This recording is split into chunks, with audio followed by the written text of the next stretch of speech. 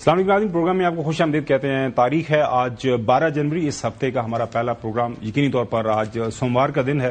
ناظرین، ایک اندازے کے مطابق 1989 میں جب انقلاب ایران آیا تھا اس کے بعد سب سے زیادہ مظاہرے اور سب سے زیادہ تعداد میں جو ایرانی عوام ہے وہ سڑکوں پہ نکلی ہے. تو over the last few days یہ مظاہرے دیکھنے میں آئے ہیں. اس کے پیچھے وجہ کیا ہے؟ جو میڈیا کور کر رہا ہے وہاں پہ بہت زیادہ مہنگائی ہے، ایرانین کرنسی کی قیمت بہت زیادہ گر گئی ہے، انفلیشن ہے، سو پورے تہران کے اندر پانی نہیں مل رہا، بنیادی جو چیزیں ہیں استعمال کی وہ بھی نہیں مل رہی. لہذا ایرانین گورنمنٹ کے جو گورننس کے ایشوز ہیں وجہ تو یہی بتائی جا رہی ہے. لیکن یہ جو مظاہرے ہو رہے ہیں اب ان کو سامنے رکھتے ہوئے جو انٹرنیشنل ورلڈ ہے، خاص طور پر امریکہ بہادر اور ظاہر ان کی جو یہاں پہ ایک پپٹ رجیم ہے اسرائیل جس کو وہ سپورٹ کرتے ہیں، وہ بڑا غور سے ایران کے حوالے سے نظر رکھے ہوئے ہیں. اب سوال سب سے اہم جو پیدا ہو رہا ہے وہ یہ ہے کہ کیا اسرائیل کے ذریعے امریکہ یا امریکہ بذات خود ایران کے یہ جو بدلتے ہوئے حالات ہیں ان کو ایکسپلائٹ کرے گا؟ کیا آپریشن رجیم چینج جو وینزویلا کے اندر دیکھا بڑے آرام سے کر لیا، کیا اسی طرح کی کوئی کارروائی ایران کے اندر کی جائے گی؟ یہ ہمارے پروگرام کی آج پہلی سٹوری ہوگی. اس کے اوپر ہم نے بات کرنے کے لیے دعوت دی ہے بین الاقوامی امور کی ماہر ڈاکٹر ہما بقائی صاحبہ کو. ان سے جانیں گے تفصیل کے ساتھ کہ اب آگے ہوگا کیا. اس کے ساتھ ساتھ ناظرین، اوور دا ویکینڈ آپ نے دیکھا کراچی کے اندر سی ایم کے پی سہیل افریدی صاحب موجود تھے. وہاں پہ کافی انہوں نے شغل لگایا. ان کی پارٹی یہ دعویٰ کر رہی ہے کہ بڑا بھرپور ہم نے وہاں پہ ایک جو پولیٹیکل موومنٹ ہم نے شروع کی ہے. اس کے اثرات آنے والے دنوں کے اندر پڑیں گے. لیکن ان کے ظاہر ہے ان کے جو کرٹیکس ہیں، ان کے جو اپوننٹس ہیں وہ یہ کہہ رہے ہیں کہ اتنا بڑا شہر کراچی اور وہاں پہ اگر آپ نے چند ہزار لوگ نکال لیے تو کیا فرق پڑے گا. اس کے ساتھ ساتھ پروگرام میں ناظرین آپ کو کوئٹہ بھی لے کے جائیں گے. کوئٹہ کے اندر سوچ یکجہتی جو ایک کمیٹی ہے وہ کون سی دہشت گرد تنظیم کا ایک سافٹ امیج پیش کر رہی ہے اور کس طرح وہ وہاں پہ اپنی جو کارروائیاں ہیں ان کو آگے بڑھا رہی ہیں. کافی ہمارے پاس شواہد ہیں، وہ بھی آپ کے ساتھ شیئر کریں گے. بڑھتے ہیں اپنی پہلی کی سٹوری کی طرف. سب سے پہلے تو ناظرین، پریزیڈنٹ ٹرمپ نے ایران کے اندر جو حالات بدل رہے ہیں، سب سے پہلی جو تحریر کی تھی ٹویٹر کے اوپر، جو ٹویٹ کیا تھا، انہوں نے یہ کہا تھا کہ ہم ایران کے حوالے سے ہم بالکل لاک ہیں، لوڈڈ ہیں، اور اگر ایران میں ایرانین جو گورنمنٹ ہے، ایرانین رجیم ہے، اس نے مظاہرین کے خلاف وائلنس استعمال کیا، زیادہ مظاہرین کو ٹارگٹ کیا، تو ہم ایران کے اوپر کارروائی کر سکتے ہیں. اب لیٹسٹ اطلاعات یہ آ رہی ہیں کہ کچھ آپشنز رکھے گئے ہیں پریزیڈنٹ ٹرمپ کے سامنے کہ کس طرح آگے بڑھنا چاہیے ایران کے حوالے سے. کیا کوئی فوجی کارروائی کرنی چاہیے؟ اسرائیل تو کافی کوشش کر رہا ہے، امریکہ کو انسسٹ بھی کر رہا ہے کہ آ جائیں، یہ بڑا بہترین موقع ہے تو ہمیں اس موقع کو ضائع نہیں کرنا چاہیے، آگے بڑھنا چاہیے. لیکن جو فوجی ماہرین ہیں، جو ایڈوائزرز ہیں پریزیڈنٹ ٹرمپ کے، وہ ابھی تک کی جو اطلاعات ہیں اس کے مطابق منع کر رہے ہیں کہ ایسا نہ کریں، کیونکہ ایران ایک بہت بڑا ملک ہے. ایران کے اندر ایک بڑی ریزیلینٹ وہاں پہ جو حکومت ہے، رجیم ہے، کلریکل رجیم جس کو وہ نام دیتے ہیں، وہ موجود ہے. لہٰذا یہ کام اتنا آسان نہیں ہوگا، ایسا نہ ہو کہ کہیں ہم وہاں پہ پھنس جائیں. ایران کی طرف سے ایرانی جو پارلیمانی ان کے اسپیکر ہیں، ایرانی گورنمنٹ نے جو فیصلہ کیا ہے کہ اگر ہمارے اوپر کسی طرح کی کوئی کارروائی کی گئی، کوئی وائلنٹ کارروائی کی گئی، کوئی فوجی کارروائی کی گئی، تو ہم ہر اس جگہ کو ٹارگٹ کریں گے جہاں پہ امریکی انٹرسٹ اس خطے کے اندر موجود ہیں. یہ آپ کے سامنے ہم دکھا سکتے ہیں کہ Iran parliament speaker threatens UN its regional allies. اس کے حوالے سے انہوں نے کوئی بیان بھی دیا تھا. ڈاکٹر صاحبہ بہت شکریہ. آپ سے ہم گفتگو کا آغاز کرتے ہیں. لاہور سے حسب معمول چودھری غلام حسین صاحب میرے ساتھ موجود ہیں اور انہوں نے اپنا انقلابی سرخ سویٹر پہنا ہوا ہے، یہ ان کی نشانی ہے. سردیوں میں وہ ہمیشہ یہی پہنتے ہیں. اور یہاں پہ محترم جو حسن ایوب صاحب ہیں، ان کے پاس کافی زیادہ فراوانی ہے مفلرز کی، وہ اسکارفس کی، اور یہ رنگ برنگے قسم کے نا، یہ ہینکرچیف بھی لگاتے رہتے ہیں کوٹ کے اندر. تو یہ بھی ہمارے پروگرام کا حصہ ہے. ڈاکٹر صاحب ونس اگین آپ کو فارملی ویلکم کرتے ہیں. ڈاکٹر صاحب، پہلا آپ کا ریئیکشن کیا ہے؟ کیونکہ جو ایرانی سپریم لیڈر علی خامنائی ہیں، ان کا میں دیکھ رہا تھا، پڑھ رہا تھا، ایک ٹویٹ آیا ہے، انہوں نے اس کی مثل فرعون، انہوں نے کہا ہے کہ جی اب ماضی کے اندر بھی انہوں نے فرعون کی مثال دی ہے کہ اگر ایسی کوئی حرکت کی گئی جو کہ پریزیڈنٹ ٹرمپ اپنے آپ کو سمجھ رہا ہے انجام اس کا بھی وہی ہوگا. ہم یہاں پہ موجود ہیں اور بالکل رہیں گے, اور اگر امریکہ نے کوئی ایسا مس ایڈونچر کیا تو اس کا بڑا بھرپور ہم جواب دیں گے. ڈاکٹر صاحبہ دیکھیے, اس میں تو کوئی ابہام نہیں ہے نا آپ کو یا مجھے یا جو لارجر ویورز ہیں کہ ایران کھٹکتا تو ہے, امریکہ کو بھی کھٹکتا ہے اور امریکہ سے زیادہ اسرائیل کو کھٹکتا ہے. تو تواتر کے ساتھ ٹارگٹ پہ رہا ہے ایران. پہلے انہوں نے ایران کا جو پورا سمجھیے پراکسی نیٹ ورک تھا اس کو بائی ڈیزائن 7 اکتوبر کے پردہ کر کر جو غزہ میں آپریشن ہوا جو اب تک جاری ہے اس میں انہوں نے جتنی ریزسٹنس ان کو ایران کی بیکنگ سے مڈل ایسٹ میں آتی تھی وہ انہوں نے ختم کر دی. تو یہ تو ان کا پہلا سٹیپ تھا, کیونکہ ایران کی اسٹریٹجی یہ تھی کہ وہ جنگ کو اپنی دہلیز سے دور رکھتا تھا. اور اگر آپ لارجر اسکیم آف تھنگز دیکھیں تو جو ایران کے حوالے سے امریکن اسٹیٹمنٹس آ رہے ہیں وہ بالکل جڑے ہوئے ہیں اس ایکشن سے جو انہوں نے وینیزویلا میں کیا ہے, یا جس طرح وہ اب کیوبا سے بات کر رہے ہیں, یا وہ گرین لینڈ کو دھمکا رہے ہیں. لارجلی جو اصل سمجھیے مدعا ہے نا, اصل مدعا کم از کم امریکہ کے لیے یہ ہے کہ جو میری یونیپولیرٹی کی گدی ہے وہ کہیں کھسکنی نہیں چاہیے. اور وہ تمام ممالک جو سمجھیے سپورٹ کرتے ہیں یا فیسیلیٹیٹ کرتے ہیں رشیا اور چائنا کا رائز, ان کو میں جیو اسٹریٹجیکلی بھی ہٹ کروں اور جیو اکنامکلی بھی ہٹ کروں. تو وینیزویلا پہ تو آج انہوں نے اپنے آپ کو وہاں کا پریزیڈنٹ ڈکلیئر کر دیا, اور در حقیقت جو صورتحال ہے وہ اس بات پہ پریمس ہے کہ جو آئل ہے جو آپ وینیزویلا سے خریدتے تھے اس کے لیے آپ امریکہ سے انگیج ہوں. تو یہاں تو انہوں نے یہ کیا. اچھا, اب ایران کے ساتھ بھی کس کا نیکسس ہے؟ ایران کے ساتھ رشیا کا نیکسس ہے اور اس پریزنٹ رجیم کے ساتھ اور چائنا کا نیکسس ہے. جب انہوں نے انڈیا پہ قدغن لگائی کہ رشین آئل نہ خریدو تو چائنا نے رشین آئل خریدنے لگا. چائنا اس وقت ہیوج انویسٹر ہے ایران میں. تو جو ایران کی رجیم چینج ہے نا یہ کوئی 20-22 سال پرانا ایجنڈا ہے امریکہ کا.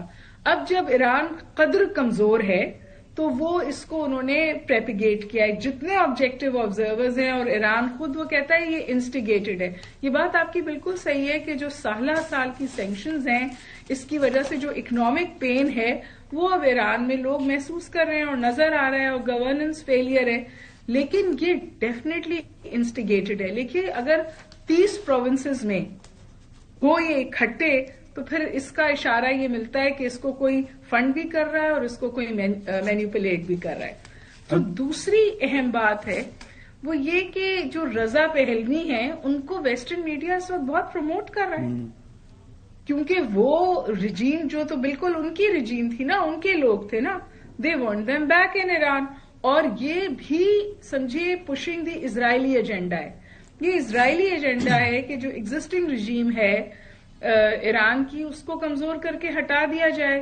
یہ لوگوں کے ساتھ ہمدردی, یہ ویمن رائٹس کی ہمدردی, یہ سب وہ بہت ساری باتیں جن کے پردے میں انٹرونشن کرتا تھا امریکہ. لیکن اب وہ پردہ چاک ہو گیا. بھئی جب آپ افغانستان کو طالبان کے حوالے کر کے گئے تھے تو وہاں ویمن رائٹس نہیں تھے. ایران میں تو اس کے کجا بھی ویمن رائٹس وائلیشنز نہیں ہیں جو افغانستان میں عورتوں کو پڑھنے بھی نہیں دیتے. بالکل صحیح ہے. اچھا ڈاکٹر صاحبہ دیکھیں, مائک پومپیو کی ایک تحریر آتی ہے ایکس کے اوپر, ٹویٹر کے اوپر, the Iranian regime is in trouble, bringing in mercenaries as its last best hope. اس کے بعد وہ مبارکباد دیتے ہیں اور یہ کہتے ہیں کہ happy new year to every Iranian in the streets, also to every Mossad agent walking beside them. وہ یہ جو ہے بغیر کسی روک ٹوک کے یہ ایکسپٹ کر رہے ہیں کہ موساد وہاں پہ آن گراؤنڈ موجود ہے. اور صاحب ہے کہ مائک پومپیو آپ کو پتہ جی جی یہ تو امریکن ایروگنس اور اسرائیلی ایروگنس کا حصہ ہے نا. جس وقت انہوں نے ایران کی نیوکلیر انسٹالیشنز پہ حملہ کیا تھا اس کے بعد 4,500 لوگوں کو ایران نے نکالا تھا اپنے ملک سے, بیکاز ان کے لنکیجز اسٹیبلش ہوئے تھے موساد کے ساتھ. اینڈ اس میں سے 80% لوگ جو تھے وہ افغانی تھے. اس وقت بھی بہت سارے لوگ جو ہیں انہوں نے پینیٹریٹ کیا ہوا ایران کو. بالکل صحیح ہے. ہاں, چوہدری صاحب کو بھی شامل گفتگو کرتے ہیں. چوہدری غلام حسین صاحب, مارکیو روبیو ہے ان کا ظاہر ہے نیشنل سیکورٹی ایڈوائزر بھی آج کل اور سیکرٹری آف اسٹیٹ بھی. United States supports the brave people of Iran, یہ وہ تحریر کرتے ہیں. Donald Trump, Iran is looking at freedom perhaps like never before. The USA stands ready to help president Donald J Trump ये तहरीर कर रहे हैं। हर रोज जो है हमें यही महसूस हो रहा है कि अमेरिका इस बात के ऊपर राजी हो रहा है, कोई सोच रहा है कि ये मौका है इस्तेमाल किया जाए। साथ में वो ये भी कह रहे हैं कि ईरान वाले हमारे से राब्ते में हैं, उनकी अपोजिशन को भी, और वो भी राब्ते में है, और हुकूमत वो जो ईरानियन न्यूक्लियर प्रोग्राम है उस वाले से हमारे से बातचीत करना चाह रहे हैं, लेकिन वो कह रहे हैं कि उससे पहले शायद मुझे कोई कार्रवाई करनी पड़े। चौधरी इमरान हुसैन साहब, सादा सवाल, आपको लगता है कि अमेरिका मिस एडवेंचर करेगा ईरान में? वो ज़ाहिर यही समझता है कि इस वक्त ईरान बड़ा कमजोर है और ये कार्रवाई करनी चाहिए, उनको कुछ लोग ये मशवरा दे रहे हैं प्रेसिडेंट ट्रंप को। नहीं, पहली बात तो यह है कि ईरान जो है, जो मैंने वहाँ बहुत सारा ट्रैवल किया था, अभी नहीं, काफ़ी पीछे, तो जो शहरों के शहर हैं, सारे बड़े बड़े शहर जो है, वहाँ ईरानी हुकूमत की हमायत बहुत कम है, और जितने भी उनके हमायत है वो ज़्यादा देहात से या छोटे शहरों से या मजहबी कुफ्तों से आई हुई है, और उसी से वो अपना काम चला रहे हैं। शहर में कोई बंदा मैंने नहीं, जब भी गया था मैं, तो कोई ऐसी मुझे लोग नहीं नजर आए जो आयतुल्ला साहिबान की हुकूमत की हमायत कर रहे हो। अब आपने कहा कि ईरान कमजोर है। ईरान कमजोर इस हद तक नहीं हुआ कि जिससे अमेरिका को उस पर चढ़ दौड़ने का मौका मिले, लेकिन मेरा डॉक्टर साहबा से ये सीधा सवाल है कि जिस तरह उन्होंने वेनेजुएला में या वेनेजुएला के दूसरे मुल्कों में हरकतें, जी वेनेजुएला और जो वहां किया है, ये अब कोई इसको न्यू नॉर्म या कोई नई दुनिया बनाने के चक्कर में ट्रंप पड़ गए है। ये इस हिसाब से मेरा ख्याल है कि ईरान पर किसी न किसी शक्ल में अमेरिका और इसराइल कोई न कोई कार्रवाई करने वाले हैं। वो डॉक्टर साहब, वो प्रेसिडेंट ट्रंप से पूछा गया ना, वो न्यूयॉर्क टाइम को इंटरव्यू देते हुए कि आपको कोई चेक है आपकी ताकत के ऊपर? उन्होंने कहा जी मेरी अपनी मोरालिटी है, अगर मुझे कोई सोच आ जाए ये देखें तो फिर मैं my own morality, my own mind अगर मैं इस्तेमाल करूं तो वो, अदरवाइज मेरे ऊपर किसी तरह का कोई कदगन, कोई पाबंदी नहीं है, क्योंकि इस वक्त मैं दुनिया का सबसे ताकतवर शख्स हूं। डॉक्टर साहब देखिए, ट्रंप जो है वो यूजुअली बहुत ज्यादा हाइपर होके बात करते हैं, एग्जैजरेशन होती है उनकी कॉन्वर्सेशंस पे, लेकिन फिर वो उतनी ही तेजी से पीछे भी हट जाते हैं। तो यहां तो मैं बिल्कुल कन्विंस्ड हूं कि ईरान वेनेजुएला नहीं है, और ईरान बहैसियत स्टेट बहुत पॉलिटिकल मैच्योरिटी का इजहार करता है। तो ईरान जो है इस वक्त दो तरह के सिग्नलिंग कर रहा है, एक है थ्रेट एंड इंगेज। वो ये भी थ्रेट कर रहा है कि वो अमेरिकन इंस्टॉलेशंस को टारगेट कर सकता है, वो ये भी थ्रेट कर रहा है कि हम जो हैं इसका बहुत सख्त जवाब दे सकते हैं, लेकिन उसके साथ साथ उसने कहा है कि बिल्कुल वाजे कि हमारे जो लाइंस ऑफ कम्युनिकेशन है वो अमेरिका से भी खुली हुई है, और लाइंस ऑफ कम्युनिकेशन में जो इंटरमीडिएटरीज होते हैं यानी कि स्विट्जरलैंड भी उसमें इन्वॉल्व है, और अगर मेरी इत्तला सही है तो किसी हद तक पाकिस्तान भी एक ब्रिज स्टेट का किरदार अदा कर रहा है। जिस तरह अमेरिका को पता है कि ईरान को डायरेक्ट कॉन्फ्लिक्ट में एंगेज करना समझदारी नहीं है, उसी तरह अमेरिका को भी पता है कि ईरान को भी पता है कि डायरेक्ट कॉन्फ्रंटेशन में नहीं जाना चाहिए। तो ये रिस्ट्रेंट हमें नजर आता है, और ये रिस्ट्रेंट वे फॉरवर्ड है। दूसरी बात ये जी कि अमेरिका को अच्छे से पता है कि जो आप अभी चौधरी साहब भी जिसकी तरफ इशारा कर रहे थे ना, कि ये जो ग्राउंड पर हुकूमत के खिलाफ इस वक्त आपको सेंटिमेंट है, ये अमेरिका की डायरेक्ट इंटरवेंशन से बिल्कुल पलट सकता है। बिल्कुल सही हसन यूब साहब, और ये कई दफा हुआ है। बिल्कुल सही है, बिल्कुल सही हसन। आप मेरे ख्याल है ये अमेरिका के लिए रिस्ट्रेंट है, और ईरान डायरेक्ट कॉन्फ्रंटेशन में नहीं जाना चाहता, क्योंकि अभी जाहिर है ना तो उसको रूस आके कुल्ली तौर पर सपोर्ट कर सकता है, और ना चाइना जियो। बिल्कुल सही डॉक्टर साहब, आपकी राय बिल्कुल सही है, क्योंकि वो यही है कि अगर इजराइल इस्तेमाल होता है तो जो ही इजराइल अटैक करेगा ईरान के ऊपर, ईरानी जो आवाम इकट्ठी हो जाएगी। हसन, आप सोशल मीडिया को काफी ज्यादा देखते हैं, आपकी क्या अंडरस्टैंडिंग है? क्या कोई मिस एडवेंचर, कोई रजीम चेंज? क्योंकि ज्यादा एक राय सामने आ रही कि this is the perfect timing है, कोई सपोर्ट नहीं है, ईरान की कमजोर है, एक जंग लड़के अपने सारे हथियार व्यार वो इस्तेमाल कर चुके हैं, लिहाजा अमेरिका को कुछ करना चाहिए। प्रॉब्लम ये है कि ईरान बड़ी कॉम्प्लेक्स एक सोसाइटी है, लोगों की प्राइड बहुत है।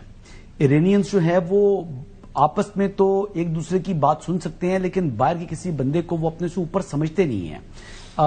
यह बात याद रखिएगा। और दूसरा ये है कि ईरान के अंदर इस वक्त यकीनी तौर पर بہت سے خفیہ ہاتھ اس وقت جو ہے نا وہ وہاں پر سازشیں کر رہے ہیں، جس میں ہمارا پڑوسی ملک جو ہے وہ افغانستان بھی شامل ہے. اگر دیکھ لیں تو بہت سے افغانی باشندے ابھی 2-4 دن پہلے گرفتار ہوئے، ان کے پاس سے بڑا اسلحہ برآمد ہوا ہے، ہیوی اسلحہ تھا ان کے پاس. اس کے علاوہ اگر بات کریں تو اسرائیل تو پہلے ہی وہاں پر موساد وغیرہ آپریٹ کر رہے ہیں. امریکہ کا بھی کوئی بیچ میں جو ہے وہ اپنا تعاون درکار ہے ان کو. تو امریکہ کی خواہش تو ضرور ہے، لیکن بوٹس آن گراؤنڈ لے کر آنا، یعنی اگر آپ نے ایران کے اندر اگر آپ نے آنا ہے اور بوٹس آن گراؤنڈ اگر لے کر آتے ہیں تو اس کا محتمل کیا امریکہ ہو سکتا ہے، اس کی کاسٹ پڑتی ہے، فائنینشیل کاسٹ بڑی ہے، اور وہ جنگ جو ہے وہ بڑی یعنی مشکل ہو جاتی ہے امریکہ کے لیے. اکانومی اپنی آلریڈی جس طرح ان کی کمزور ہوتی جا رہی ہے اور ڈالر کو انہوں نے سہارا دیا ہے. دیکھیں مین معاملہ کیا ہے، معاملہ یہی ہے کہ ڈالر کو انٹرنیشنل کرنسی برقرار رکھنا چاہتا ہے امریکہ، چاہے وہ آئل کی ٹریڈ ہے چاہے وہ دنیا کی کوئی بھی ٹریڈ ہو، اس میں وہ کہتے ہیں کہ ڈالر ہی ہماری ایک کرنسی ہے جو رہے. جب ڈالر ایک انٹرنیشنل کرنسی بنی تھی اسی وجہ سے جب دنیا کی ٹریڈنگ آئل کی ٹریڈنگ اس سے شروع ہوئی تو آہستہ آہستہ ہم نے دیکھا کہ ڈالر مزید مستحکم ہوتا جو ہے وہ چلا گیا اور آج تک وہ کافی مضبوط ہے. اگر یہ ٹریڈنگ یعنی دیگر کرنسیز کے اندر شروع ہو جائے گی تو پھر تو ڈالر جو ہے اس کی گراوٹ بڑی تیزی سے ہونی ہے. تو وہ چیز امریکہ کے سپر پاور رہنے کے لیے بڑی ضروری ہے.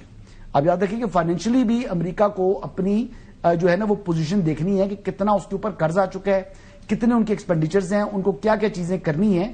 دیکھیں یہ جتنی بھی ترقی امریکہ کر رہا ہے اس کے لیے اس کا فائنینشلی طور پر سٹیبل ہونا ضروری ہے. ٹیکنالوجی میں ایڈوانس ہونے کے لیے ان کو بہت خرچہ کرنا پڑتا ہے. تو یہ چیزیں جی کافی ہے. ایران پر اگر واپس میں آؤں تو ایران کے اوپر میرا نہیں خیال کہ ان کو پریشان کرے گا، دباؤ ڈالے گا، اور دباؤ ڈالنے کے ساتھ ساتھ جو ہے وہ اپنا ایک امیج بھی بتائے گا کہ انسانی حقوق سے متعلق وہ دنیا میں ایک ووکل ہے. لیکن انسانی حقوق کی اگر بات کی جائے تو پھر افغانستان کے اندر انسانی حقوق کدھر گئے تھے، غزہ کے اندر جو اسرائیل نے کیا انسانی حقوق کدھر گئے تھے. تو انسانی حقوق تو تمام انسان برابر ہے نا جی.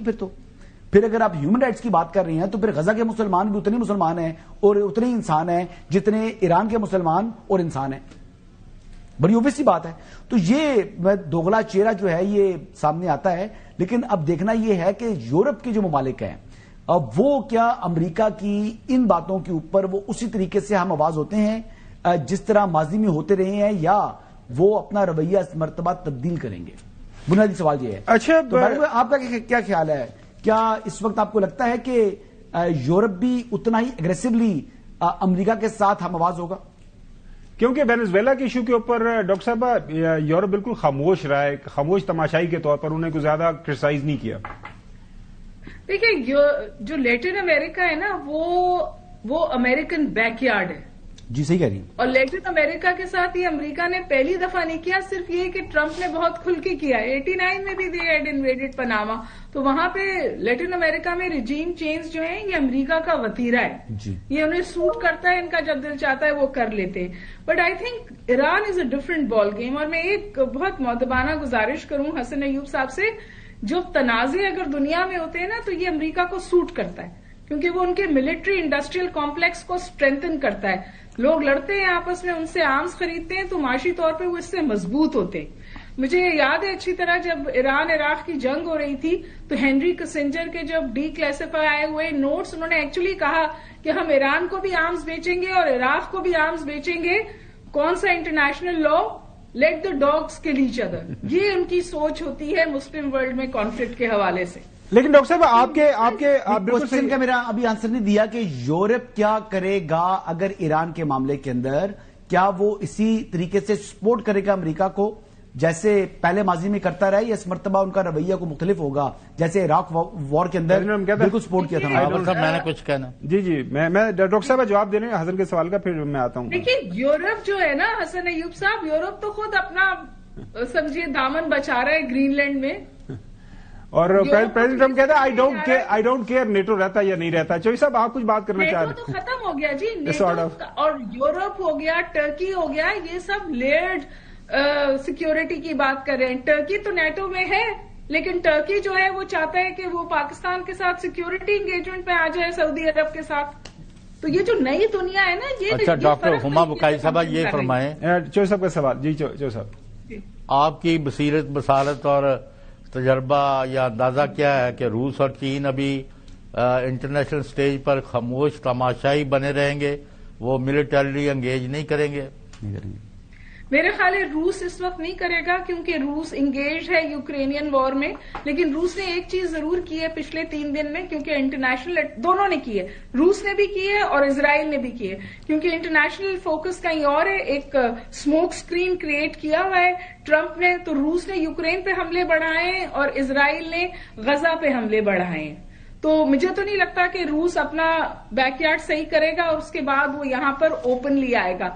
چائنا کی ابھی ہسٹوریکلی ہمیں یہ پتا ہے کہ چائنا نہ تو ایکسپینشنسٹ ہے اور نہ چائنا وار انگیجمنٹ میں بلیو کرتا ہے. چائنا صرف اس وقت جواب دیتا ہے جب اس کا انٹرسٹ، کور انٹرسٹ جو ہے وہ امپیکٹ ہو. جیسے لداخ میں انہوں نے انڈیا کو ایک بلڈی نوز دی، یا اگر تائیوان پہ کوئی ایکسپیریمنٹیشن ہوتی ہے تو پھر وہ وہاں جواب دے گا. اور جو کچھ امریکہ کر رہا ہے وہ چائنا کو اس بات کی اجازت دیتا ہے کہ وہ اب جو دل چاہے کر لے. دیکھیے یہ جو صورتحال وینیزویلا میں ہوئی ہے نا، اس نے رشیا کو بھی اور چائنا کو بھی یہ ہری جھنڈی دی ہے ٹرمپ نے کہ اپنے اپنے ایریاز آف انفلوئنس میں اپنے وہ ظاہر ہے ڈاکٹر صاحب وہ اپنا وہ آپ کا کوئی پوچھنے والا نہیں. مونرو ڈاکٹرائن وغیرہ کہ جو میرا ویسٹرن ہیمیسفیئر ہے میں all take care of my backyard, آپ اپنا کیا ساؤتھ چائنا سی میں چائنا جو مرضی کرے، یوکرین سینٹرل ایشین اسٹیٹس میں جہاں اس کا انفلوئنس تھا وہاں رشیا جو مرضی کرے. ڈاکٹر صاحب آپ کے آرگومنٹ کو آگے بڑھاتے ہوئے اس کو ہم کنکلوڈ یہ کرنا چاہ رہے ہیں، آپ کی رائے میں جس طرح آن گراؤنڈ ایران کے اندر سچویشن ہے، ان کے 31 پروونسز ہیں، سارے مطلب اپن سارٹ آف آرمز ہیں، ان کے 130 چھوٹے بڑے شہر جو ہیں، قصبے ہیں، سب جگہ یہ بتایا جا رہا ہے کہ وہاں پہ یہ پروٹیسٹ ڈیمانسٹریشنز ہو رہے ہیں. اگین امریکہ کچھ کر سکتا ہے یا آپ کو لگتا ہے کہ ابھی تھوڑا سا وہ ویٹ کرے گا؟ کیونکہ امریکہ جو نیو یارک ٹائم کی ایک سٹوری کے مطابق آپشنز پریزیڈنٹ ٹرمپ کے سامنے رکھے گئے ہیں اور کسی حد تک پریزیڈنٹ ٹرمپ نے کوئی ایگری کر بھی لیا ہے. دیکھیے جو میری اس وقت تھوڑی بہت بات ہوئی تھی وہ ہے، اس میں مجھے جو خبریں آف ریکارڈ آ رہی ہیں، کیونکہ ویسٹ اس کو بہت اٹھا رہا ہے، ویسٹ اس کو بہت ہائپ دے رہا ہے. انہوں نے انٹرنیٹ بند کیا ہوا تھا 90 گھنٹے سے، اب وہ انٹرنیٹ کھولنے جا رہے ہیں اور انٹرنیٹ بند کرنے کی وجہ سے پروٹیسٹ نیچے آ گئے. Army has taken over important places تاکہ وہ اس کو روک سکیں. اور تیسری اہم بات یہ کہ جو اموات ہوئی ہیں اس کے لیے انہوں نے 3 دن کا سوگ کا اعلان کیا ہے ایران میں. تو ایران اپنی سچویشن کو کنٹرول کرنے کی کوشش کر رہا ہے، اس کے ساتھ ساتھ وہ انگیج بھی کر رہا ہے. فار ایگزامپل اس نے کہا ہے کہ ہم نیوکلیئر IAEA سے باہر آ جائیں گے، لیکن امریکہ سے یہ کہا ہے کہ ہم نیوکلیئر ٹاکس کر لیں گے. تو میں نے پہلے بھی آپ سے گزارش کی، ایران کا تھریٹ اینڈ انگیج ہے اور امریکہ کو بھی یہ اچھے سے پتا ہے، ٹرمپ کو یہ اچھے سے پتا ہے جو تل اویو میں ہوا تھا اس کے بعد، کہ ایران جو ہے وہ وینیزویلا نہیں ہے. ڈاکٹر صاحب لیکن ابھی تو ایران کے اندر امریکہ مخالف مظاہرے بھی شروع پڑے ہیں اور خاصی ہزاروں کی تعداد میں لوگ سٹریٹس کے اوپر ہیں، اور پریزیڈنٹ ٹرمپ کی جو سٹیٹمنٹس ہیں ان کے اوپر وہ سراپا احتجاج ہیں. ایک ڈاکٹر صاحب بالکل صحیح ہے ڈاکٹر صاحب، ایران کی جو نیشنلسٹک ٹینڈنسیز ہیں نا وہ ابھی بھی بہت ہائی ہیں. فورن انٹرونشن ویسٹ کے لیے سیلف ڈیفیٹنگ ہوگی کیونکہ it will unite the friend. Doctor صاحب ایک چھوٹی سی بریک، اور بریک کے بعد آپ کے جو اس میں چاہیے ہوں گے، آپ نے بات کی کہ نیٹو ختم ہو گیا ہے اور یورپ کو سارٹ آف جھنڈی دکھا دی ہے پریزیڈنٹ ٹرمپ نے، جس طرح کے بیانات گرین لینڈ کے حوالے سے اور باقی ویسٹرن ورلڈز کے حوالے سے پریزیڈنٹ ٹرمپ کے آ رہے ہیں، کہ اس کا کیا اب فیوچر ہوگا، اس کے اوپر بات کرتے ہیں. Welcome back. ڈاکٹر صاحب US ول ٹیک، CNN کے اوپر سٹوری ہے، پریزیڈنٹ ٹرمپ یہ کہتے ہیں کہ جی ہم گرین لینڈ کو ہارڈ وے کے اندر یا کسی اور طریقے سے ہم کو لے لیں گے، if it can not do it the easy way. President Trump یہ فرما رہے ہیں، بیانات ان کے سن رہے ہیں. آپ نے فرمایا نیٹو تو فار آل پریکٹیکل پرپسز، کیونکہ ڈنمارک یہ کہہ رہا ہے کہ اگر آپ ادھر آئے تو پھر ہم آرٹیکل 5 کو انووک کریں گے، تو پھر امریکہ کدھر جائے گا؟ America being the mainstay bulwark NATO, تو اس کا کیا بنے گا؟ یورپین سیکورٹی پالیسی اور پریزیڈنٹ ٹرمپ کے حالیہ جو بیانات ان کو سامنے رکھیں تو ہاؤ وڈ یو لائک، اس کو کس طرح سم اپ کریں گی کہ پریزیڈنٹ ٹرمپ کو نظر ثانی کریں گے کہ پھر ہم سمجھیں کہ خدا حافظ نیٹو؟ دیکھیے نیٹو تو خدا حافظ ہو گئی، کیونکہ انہوں نے سب سے پہلے جب وہ آئے تھے تو انہوں نے آتے ہی کہا تھا کہ مجھے نیٹو کی فائنینسنگ نہیں کرنی. اس کے بعد جو یورپین اسٹیٹس ہیں انہوں نے ہاتھ جوڑ کے کہا تھا کہ ہم پیسہ دیتے رہیں گے، ہم پیسہ دینا شروع کرتے ہیں. تو جو لارجر کانسٹرکٹ ہے وہ یورپ کا تھا امبریلا سیکورٹی، مڈل ایسٹ کا بھی یہی تھا کہ امریکہ کی جو سیکیورٹی امبریلا ہے ہم اس کے نیچے ہیں. اب اس سیکیورٹی امبریلا کی جگہ مڈل ایسٹ میں تو شروع ہو گئی ہے سیکیورٹی کی خرید و فروخت, اور سیکیورٹی کو وہ لیئر کرنا چاہتے ہیں, یعنی اوپر ایک لیئر رہے امریکہ کی لیکن وہ دوسرے ارینجمنٹس بھی کرے. جس طرح سعودی عرب پاکستان کے ساتھ ارینجمنٹ میں آیا, اب ٹرکی بھی اس کا ارینجمنٹ کا حصہ بننا چاہتا ہے. تو یہ تو ری رائٹ ہو رہا ہے سمجھیے مڈل ایسٹ کا سیکیورٹی آرکیٹیکچر. یورپ کا سیکیورٹی آرکیٹیکچر اور بھی مشکل میں ہے کیونکہ نیٹو کولیپس ہو رہی ہے اور ان کے پاس کوئی آلٹرنیٹو ہے نہیں. ابھی جب میں آپ سے بات کر رہی ہوں انہوں نے لٹرلی یورپ کو رشیا سے بچانے کے لیے ایئر مارک کیے ہیں. یو کے نے بہت سارے پیسے تاکہ وہ اپنی فوجیں یوکرین میں کمٹ کر سکیں. یہ بالکل نئی صورتحال ہے. اور یہ بھی بتا دوں کہ کوئی یو کے کی بہت زبردست اکانومی نہیں ہے اس وقت. اس کے باوجود ایک صورتحال ابھر رہی ہے یورپ میں کہ مجھے اپنے دفاع کے لیے خود کچھ کرنا ہے, اور جو سیکیورٹی امبریلا تھی امریکہ کی اس میں بہت بڑے بڑے چھید ہو گئے. بالکل صحیح ہے ڈاکٹر صاحبہ, بہت شکریہ وقت دینے کے لیے. اور خبریں آ رہی ہے کہ یورپین یونین اپنی ایک جوائنٹ فورس بنانے کا بھی کے حوالے سے کچھ آئیڈیاز ڈسکس کر رہا ہے. ناظرین اگلی سٹوری پر بڑھیں گے, آپ کو لے کے چلیں گے کوئٹہ. حمزہ شفقات صاحب ہیں, ایڈیشنل چیف سیکرٹری وزارت داخلہ بلوچستان, ہمارے ساتھ موجود ہے.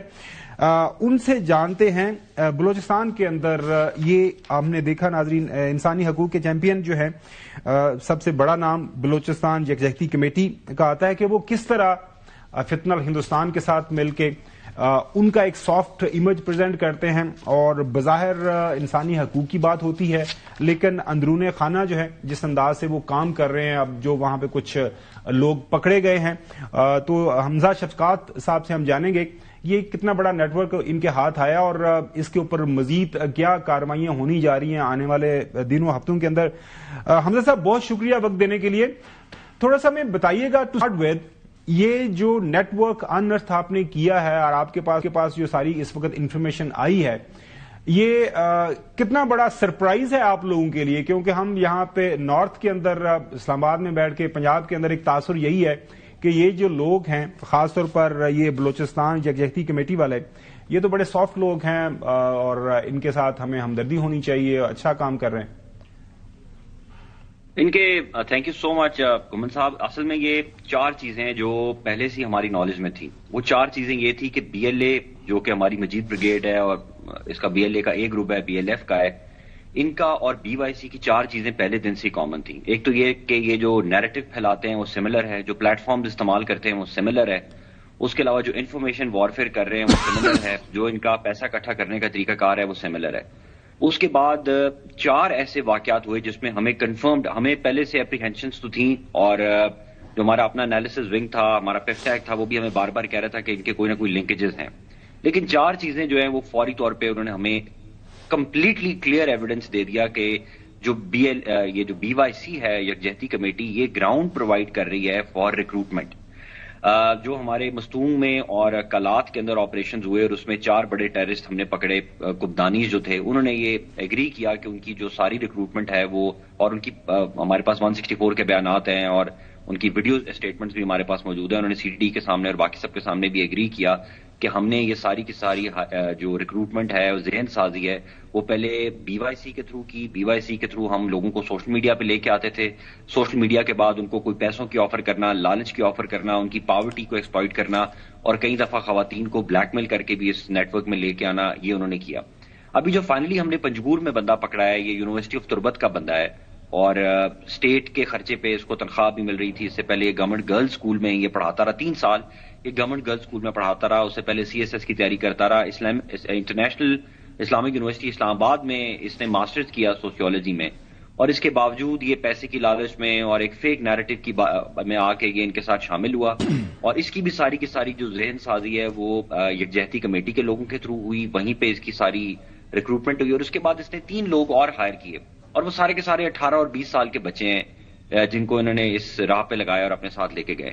تو ابھی یہ 4-5 چیزیں ہیں جس سے ہمیں کافی حد تک کلیئر ہوتا جا رہا ہے کہ کائنیٹک ڈومین میں ایک پارٹی کام کر رہی ہے, اور پھر سب کائنیٹک اور نان کائنیٹک ڈومین میں یہ جو پولیٹیکل نیریٹو شیپنگ ہے دوسرے. حمزہ شفقات صاحب تھینک یو ویری مچ. آپ نے کم از کم یہ بات جو ہے وہ चंद माह बाद ही कही बलूचिस्तान हुकूमत ने, लेकिन मेरा तो गला बैठ चुका है, सूख चुका है। मैं मुसलसल ये बात करता रहा कि जो BLA है या ब्रास है, ये ब्रास का सोशल एक्टिविस्ट फेस है बलोच यकजहती कमेटी, और जो मारंग बलोच साहिबा हैं ये बेसिकली जो सारा काम कर रही हैं, ये सहूलतकारी प्रोवाइड कर रही हैं उन दहशतगर्दों को जिन्हें आज हम फितरल हिंदुस्तान करार देते हैं। सर, मेरा क्वेश्चन ये है कि जो लोग इनके साथ इस वक्त बलूचिस्तान के अंदर जो कि आम शहरियों के अंदर आके जो है वो जम हुए हुए हैं, उनको आइडेंटिफाई आप लोग किस तरीके से करेंगे? और इस हवाले से जो पब्लिक परसेप्शन है, जिस तरह आपको पहले माजी के अंदर बलूचिस्तान की जो हुकूमत होती थी या रियासत थी उसको ह्यूमन इंटेलिजेंस मिलती थी, लेकिन आज वो ह्यूमन इंटेलिजेंस जो माजी में मिल रही थी वो शायद उस तरीके से नहीं मिल रही। तो वो अपनी पुरानी पोजीशन पर जाने के लिए आप लोगों ने जो डिस्ट्रिक्ट लेवल के ऊपर नेशनल एक्शन प्लान को इंप्लीमेंट कर रहे हैं, तो उस दिन में आप क्या काम कर रहे हैं और किस तरीके से अपना ऑब्जेक्टिव अचीव जी करेंगे? हमजा साहब। जी, थैंक यू वेरी मच। आपका बिल्कुल सही एनालिसिस है। हम क्योंकि स्टेट के तौर के ऊपर पहले एकदम सिर्फ एनालिसिस की बेस पे कोई बात करना हमारे लिए मुनासिब नहीं होता, इसलिए हम एविडेंस की तलाश में रहते हैं। और जैसे ही हमें एविडेंस मिला तो आपने देखा कि मैंने और DIG CTD ने, दोनों होम डिपार्टमेंट और पुलिस ने ज्वाइंट प्रेस कॉन्फ्रेंस की और ये चीज हमने अनअर्थ की और सबको हमने बताई और हमारे पास उसके प्रूफ्स भी हैं, नंबर 1। नंबर 2, अब इसके ऊपर गवर्नमेंट का क्या तरीकाकार है? इसके ऊपर एक एंटी सबवर्जन सेल बन चुका हुआ है। ये सबवर्जन सेल तकरीबन 7 महीने से काम कर रहा है और इसी सेल के ऊपर हमने टीचर्स में और डॉक्टर्स में खसूसी तौर पर, ये 2 ऐसे महकमे हैं जिनके अंदर हमने बहुत ज्यादा काम किया। इंटेल के थ्रू भी किया, CTD के थ्रू भी किया और अपने जो ह्यूमन इंटेलिजेंस है उसके थ्रू भी काम किया। और 599 ऐसे सरकारी मुलाजमीन हमने पकड़े जो सबवर्जन में इन्वॉल्व थे या स्कूलों में आ नहीं रहे थे। स्कूलों में आते थे तो बच्चों को वो स्टेट के खिलाफ बातें बताते थे, झंडा ना लगाना, तराने पे खड़ा ना होना और इस तरह की तमाम एक्टिविटीज जो हैं वो बच्चों के ज़हन के अंदर डाल रहे थे। उनको हमने आइडेंटिफाई किया, उनके खिलाफ कार्रवाइयां शुरू की और उनके खिलाफ हमने ये हमारा एक्शन चल रहा है, नंबर 1। नंबर 2, हमने जो दूसरा काम किया वो ये किया कि इंटेलिजेंस की जो कोऑर्डिनेशन का फुकदान बहुत ज्यादा नजर आता था बलूचिस्तान में, कि हर इदारा अलग-अलग काम कर रहा है। आप लोग भी इस्लामाबाद में, आपको पता है कि अक्सर इस्लामाबाद में भी ये शोर बहुत मचता था जी, क्लाइंट एजेंसी अपना काम कर रही है, पुलिस अपना कर रही है, स्पेशल ब्रांच अपना कर रही है, इनको एक प्लेटफॉर्म पे लाया जाए और नेक्टा भी बना। अब इस सब को इकट्ठा एक प्लेटफॉर्म पे किया गया है। PIFTEC के नाम से एक ऑर्गेनाइजेशन बनी है, provincial intelligence fusion and threat assessment centre. वो हमारा अल्हम्दुलिल्लाह पूरी तरह फंक्शनल हो गया है, जिसमें तमाम एजेंसीज के लोग बैठते हैं, डेली की बेसिस पे उनका इंटरएनालिसिस होता है, क्रूड इन्फॉर्मेशन मिलती है, उसकी इवैल्यूएशन होती है और फिर अकॉर्डिंगली वो शेयर की जाती है। आप हैरान होंगे कि ये कराची में इतना बड़ा ऑपरेशन हुआ है, उसमें PIFTEC ने वो चीज फाइंड आउट की थी जिसमें 200 किलोग्राम के करीब वो धमाका के मवाद लेके जा रहे थे, उनका फाड़ने का प्लान था। 3 दिन मोहसिन नकवी साहब ने वहां पर काम किया था कराची में। अच्छा हमजा साहब, एक जो इशू है वो ये है प्रोसिक्यूशन का। एविडेंस भी इकट्ठा हो जाता है, लोग भी पकड़े जाते हैं, लेकिन प्रोसिक्यूशन जिस अंदाज से आगे बढ़नी चाहिए, एविडेंस पेश हो, सजाएं हों और सामने लोग आए, वो बताइएगा किस हवाले से गवर्नमेंट ऑफ बलोचिस्तान उसको देख रही है? चौधरी गुलाम हुसैन साहब के भी सवाल लेना, उसके बाद फिर इकट्ठे जवाब दे दीजिएगा। चौधरी साहब आप भी सवाल कर लें। अच्छा, ये फरमाएं, आपने बड़ी खूबसूरती से सूरत-ए-हाल वाज़ेह की है। हमें ये बताया जाए कि जब पूरी कौम as far as subversion, as far as तखरीबकारी, दहशतगर्दी, मुल्क के खिलाफ इकदामात, पूरा मुल्क और कौम और फौज एक है। जब एक है तो आया इस वक्त तासर यह है कि बलूचिस्तान में और KP में दहशतगर्दी और इस तरह के इकदामात they are on the increase, उनमें कोई कमी नहीं आई, वो बढ़ रहे हैं। और इसका क्या वजह है और आइंदा इस वक्त से आगे क्या प्रोजेक्शन है? हम मुल्क के तौर पर इन पर काबू पाने में कामयाब हो जाएंगे या एक हमारा ब्लीडिंग वुंड बना रहेगा फॉर इनडेफिनिट? जी हमजा साहब। बिल्कुल sir, thank you very much. इसमें बड़ा जबरदस्त आपने सवाल किया, बहुत शुक्रिया। जो हमारा एनालिसिस है, देखें 2 किस्म की चीजें जिनका ट्रेंड एनालिसिस करती है होम डिपार्टमेंट। एक है इंसिडेंट्स जिसमें मेजर इंसिडेंट्स होते हैं और माइनर इंसिडेंट्स होते हैं, और एक होते हैं कैजुअलिटीज।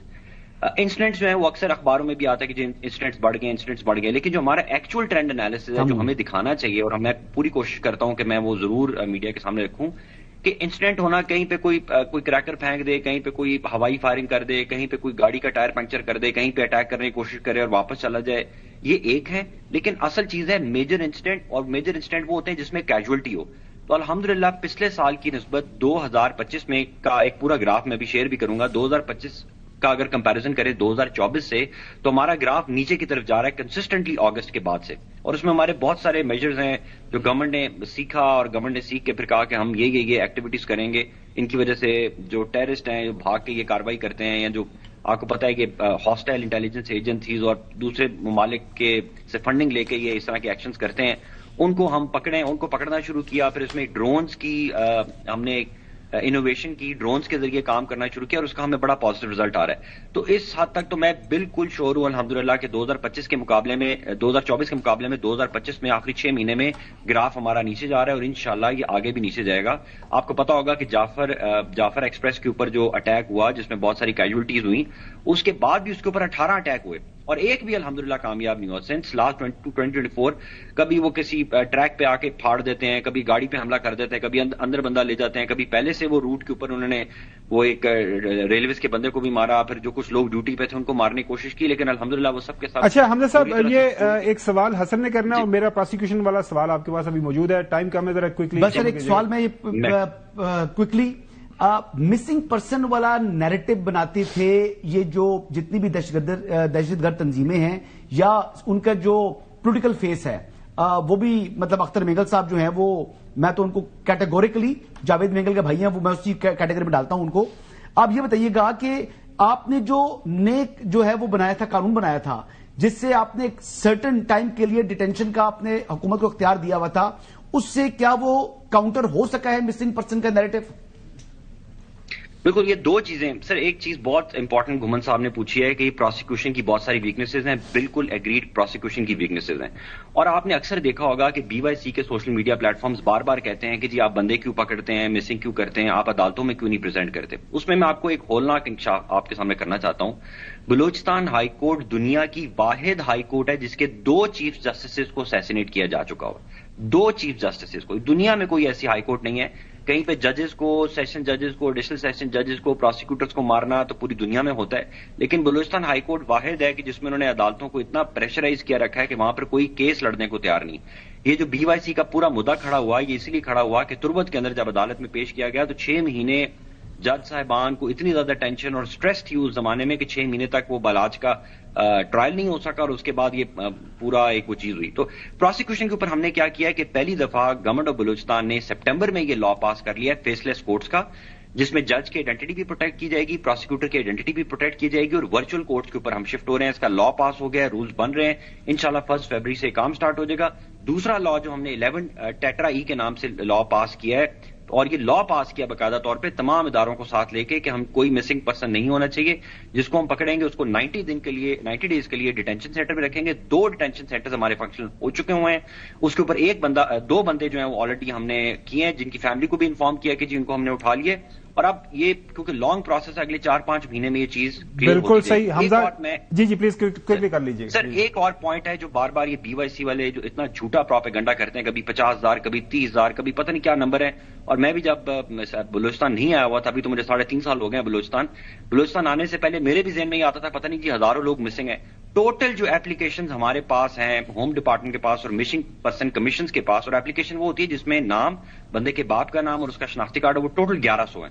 اور ان 1100 میں سے 600 بندے جو ہیں وہ ریٹریٹ ہو چکے ہوئے ہیں. تو آپ دیکھیں کہ جھوٹ ایسا پھیلایا جاتا ہے. بالکل صحیح ہے حمزہ. شفقات صاحب, ہم اسلام آباد میں واپس آپ کا انتظار کر رہے ہیں اور آئی ہوپ اس پروگرام کے بعد, میں سفارش نہیں کر رہا آپ کی ٹرانسفر کی, وہ تو آپ کا جب وقت پورا ہوگا تبھی ہوگا. سو وی ہیڈ گڈ ٹائمز. اب جو بھی آپ کی نیکسٹ پوسٹنگ ہوگی اس کے لیے گڈ وشز. بریک کی طرف جائیں گے. بریک ناظرین ہم چلیں گے کراچی کے اندر CMKP کا, وہاں پہ آپ کو پتا ہے کہ 2-3 دن پڑاؤ رہا, وہ کیسا رہا اس کے اوپر بات کریں گے. ساتھ ساتھ ایک خبر جو ہے وہ رکنے کا نام نہیں لے رہی. کیا ونڈر بوائے آئے گا, وہ پتہ نہیں کیا. اس کے اوپر ایک مشہور ڈائلاگ ہے فلم کا, وہ تو آپ کو بعد میں بتائیں گے کہ وہ کون آئے گا, کب آئے گا, کیسے آئے گا, اور حالات بہتر ہوں گے. اب حسن سے ہم جاننے کی کوشش کریں گے کیا یہ سٹوری تھم گئی, کیونکہ آج بھی خبر ہے کہ کچھ نہ کچھ تو ہے جس کی پردہ داری ہے. Stay with us. Welcome back ناظرین. کیا حکومت کو 6 ماہ کا الٹیمیٹم دے دیا گیا ہے؟ اس حوالے سے آپ نے دیکھا मुख्तलिफ अतराफ से स्टोरीज हुई। बुनियादी तौर पर स्टोरी ये की गई कि जो मुआशी मामलात हैं हुकूमत को वार्न किया गया है कि उनके ऊपर कोई काम करें, मुल्क की मईशत नहीं चल रही। तो 6 महीने का शायद अल्टीमेटम दिया गया था, उसको फिर कुछ यार लोगों ने कह दिया हुकूमत के पास सिर्फ 6 महीने रह गए। इससे पहले सुहेल बड़ाई साहब ने एक वंडर बॉय का जिक्र कर दिया था कि जो है बेशक इसमें कोई दो राय नहीं है कि शहबाज शरीफ साहब सोना है, लेकिन मौजूदा जो निजाम है उसको किसी हीरे की तलाश है, क्योंकि सोने वाले बंदे से काम नहीं चल रहा। तो क्या इन्हीं को तराशा जाएगा, सोने को कन्वर्ट कर दिया जाएगा हीरे में, या कोई नया हीरा आएगा? तो सबसे पहले हीरे की तलाश, ये जो वंडर बॉय है इसके पीछे क्या कहानी है? हसन यूब साहब वाज़े तौर पर खबर दे दीजिएगा, अपना कमेंट कर दीजिएगा, क्योंकि आज हमने इसको रखना है संभाल के। स्टोरीज आपका रिकॉर्ड इतना अच्छा नहीं है, काफी स्टोरीज में बहुत अच्छा है, लेकिन कुछ में जाहिर है वो हम गिनवाते नहीं है। क्या मौजूदा हुकूमत ये बजट पेश करेगी, फाइनेंस मिनिस्टर बजट पेश करेंगे, या उससे पहले कोई तब्दीली आपको नजर आ रही है? आपके सवाल का जवाब ये है जी कि फाइनेंस मिनिस्टर साहब ये बजट पेश करेंगे जी, कोई इशू नहीं है। ही विल कंटिन्यू, और उनके ऊपर मुकम्मल कॉन्फिडेंस उनको हासिल है, प्राइम मिनिस्टर का भी, और जिस तरफ लोग इशारा कर रहे हैं वहां का भी। एक बात। दूसरी बात यह है कि जो वंडर बॉय की बात कर रहे थे, वो वंडर बॉय की बात जो है ना, वो हवा में तीर चलाने वाली बात है। अब ये वो लोग हैं कि इनको छुपने के रास्ते नहीं मिल रहे। खबरें तो दे दी, तजदीद तो दे दिए, लेकिन अब अभी स्टोरी पे स्टे कर रहे हैं। वो कहते हैं मैं स्टैंड बाय माय स्टोरी, बड़ा नहीं मेरे से। देखिए, वो जगलिंग विद वर्ड्स है, उन्होंने किया है, इसके अलावा कुछ भी नहीं है। टेबल स्टोरीज हैं जी, मादरत के साथ। पहले भी उन्होंने जो किए कॉलम लिखे, उसके बाद जब तरदीद आई तो उन्होंने कहा जी कि मैंने तो ये कहा ही नहीं है। मैंने कब ये कहा, वजाहतें देनी शुरू कर दी हैं, तो आप भी दे रहे हैं जी, हम भी दे रहे हैं, देख लेंगे इंशाल्लाह। तो आपको जो वंडर बॉय की जो बात कर रहे हैं, एक ही वंडर बॉय है ये शहबाज शरीफ साहब। मुझे तो लग रहा है कि पाकिस्तान की तारीख के पहले प्राइम मिनिस्टर होंगे जो अपनी 5 साल मुद्दत पूरी करेंगे। मैं तो ये बात कर रहा हूं। चले, चौधरी गुलाम हुसैन साहब, आप लाहौर के अंदर मौजूद हैं। ये ज्यादा खबरें लाहौर से ही इस तब्दीली के हवाले से वहीं से उड़ाई जाती हैं। वहां पे पता नहीं अब स्मॉग का असर है, फॉग का असर है, या किस चीज का असर है, क्योंकि परेशानी बताया जाता है लाहौर, तख्ते लाहौर को ज्यादा है इन खबरों के हवाले से कि ये क्या हो रहा है। तो चौधरी साहब, ये क्या हो रहा है? नहीं, बहरहाल ये अफवाहें ज्यादातर जो हुकूमत की साइड पर लोग हैं या इन्हीं की तरह के हैं वो ही फैला रहे हैं। हमें इन खबरों के फैलने से और इनकी सदाकत या इनके बारे में कोई ज्यादा दिलचस्पी नहीं है। नहीं सर, आपकी राय तो चाहिए ना, मतलब सिस्टम को सामने रखते हुए आपसे सवाल तो मैंने पूछा। बात सुन लेना sir. Ji ji, please please. मतलब है मौजूदा जो सिलसिला है इसमें शहबाज शरीफ से बेहतर इनके पास कोई मोहरा नहीं है, यानी कोई किरदार नहीं है, कोई लीडर नहीं है। लिहाजा जब तक मैं तो अब आप कराची का भी आप इंट्रो में जो फरमा रहे थे, मैं तो वहां खुद मौजूद था ना। तो कैसा रहा कराची? तो अंदाजा है ना कि लोगों का मूड क्या है। तो इसलिए आप अवाम को 2 चीजें आपको बार बार कहा है जिसको आप सीरियसली नहीं लेते। एक, अवाम को शिकस्त नहीं दी जा सकती, और अवाम का मूड जो है वो आपके तजदियों की 100% नफी करता है। हसन यूब साहब, ये कैसा रहा? मतलब आप सोशल मीडिया, क्योंकि आप सीरियस लेते हैं, क्योंकि आप सोशल मीडिया के ऊपर आपको पता है टेररिस्ट भी करते हैं उनको, और नजर भी रखते हैं, आप में वीलॉग भी करना होता है। तो आपको क्या लगा ये? देखिए, पहली बात तो ये है कि सुहेल आफरीदी ने जो आज बात की कि हुकूमत पाकिस्तान के पास क्या शवाहिद हैं कि अफगानिस्तान जो है की सरजमीन इस्तेमाल हो रही है पाकिस्तान में दहशतगर्दी से मुतल्लिक, ये बयान दिया उन्होंने। आप देख लें कि उनको शर्म आनी चाहिए सुहेल आफरीदी साहब को। आप को तो बेसिकली पाकिस्तान के मौकफ के साथ खड़ा होना है। आप अफगानिस्तान की गोद में जाके बैठ रहे हैं, आप उनकी गोद में बैठ रहे हैं जिनके जो हाथ हैं वो खून से रंगे हुए हैं, पाकिस्तानियों के खून से, जो हमारी सिक्योरिटी फोर्सेस पर और इनोसेंट जो शहरी उन पर हमला करते हैं, मदारिस को और मसाजिद को टारगेट करते हैं। ये बात की उन्होंने जी, बहुत शर्मनाक है, काबिल मुज़म्मत है जी, पहली बात। दूसरी बात यह है कि सुहेल आफरीदी साहब ने दौरा कराची किया, भरपूर तरीके से अपनी मज़ामत भी दिखाई, जबकि मज़ामत की जरूरत नहीं थी, लेकिन जबरदस्ती उन्होंने कुछ ना कुछ प्ले करना था। तो वो उसी तरीके से रात को हैदराबाद से वापसी पर उन्होंने शोर मचा दिया कि रास्ते ब्लॉक हो गए, रास्ते ब्लॉक नहीं हुए। हाँ, लेकिन उसके बाद जब इन्होंने बाग जना के अंदर नहीं जाना था, उन्होंने कहा जी कि अब कंटेनर्स के साथ 26 कंटेनर्स का हम स्टेज नहीं लगा सकते, तो फिर उन्होंने ये किया जी कि हम रोड के ऊपर करेंगे, एहतजाज करेंगे, अपना जलसा करेंगे। गवर्नमेंट ने कहा उसकी परमिशन नहीं है, फिर जरदारी साहब को बुरा भला कहना शुरू कर दिया, तो फिर उसका रद्द-ए-अमल आया। लेकिन पीपल्स पार्टी को मजमूई तौर के ऊपर ڈومینیٹ کیا جی پی ٹی آئی نے، میں یہ کہوں گا. اور پیپلز پارٹی جمہوری رویہ اپنا رہی تھی، انہوں نے دھوکہ دیا ہے پیپلز پارٹی کو، اور بس جب دھوکہ ہو گیا تو پھر دھوکہ ہے. جی صاحب، آپ وہاں پہ موجود تھے، بائی چانس آپ کسی اور کام سے گئے ہوئے تھے کراچی، تو یہ پاکستان پیپلز پارٹی جو ہے یہ کیوں ذہنی طور پر ہمیں تھوڑا سا آپ کہہ سکتے تقسیم کا شکار نظر آئی؟ میں انتشار کا تو ورڈ نہیں استعمال کروں گا کہ وہ ہاں کیا وجہ ہے کہ وہ پہلے انہوں نے ویلکم کیا اور اس کے بعد پھر رات کو ان کو کہتے کہ راستہ جو تھا سیدھا راستہ نہیں، ان کو کہیں پٹھے راستے پا دیتا، وہ ساری رات بیچارے گھومتے پھرتے رہے، بڑی مشکل پہنچے اب حیدرآباد تو کراچی. تو یہ پیپلز پارٹی والے کیوں انہوں نے یہ مطلب یہ کیا؟ پہلے ویلکم کیا، ٹوپی پوائی، وہ پھر یاد ہوگا پھر وہ فیصل واڈا صاحب نے کہا تھا نا ٹوپی، تو اس کے بعد اسپیس دے کر ان کا ٹوپی پہنا دی، تو ٹوپی تو نہیں پہنا دی انہوں نے. میں تو چاہتا تھا کہ فیصل واڈا صاحب بھی وہاں آتے نا، لوگوں کے ساتھ ملتے. مجھے تو وہاں سے لوگوں سے جان چڑھا کے بھاگنا مشکل ہو جاتا ہے تصویروں والوں سے، اس لیے کراؤڈ سے بھاگ کے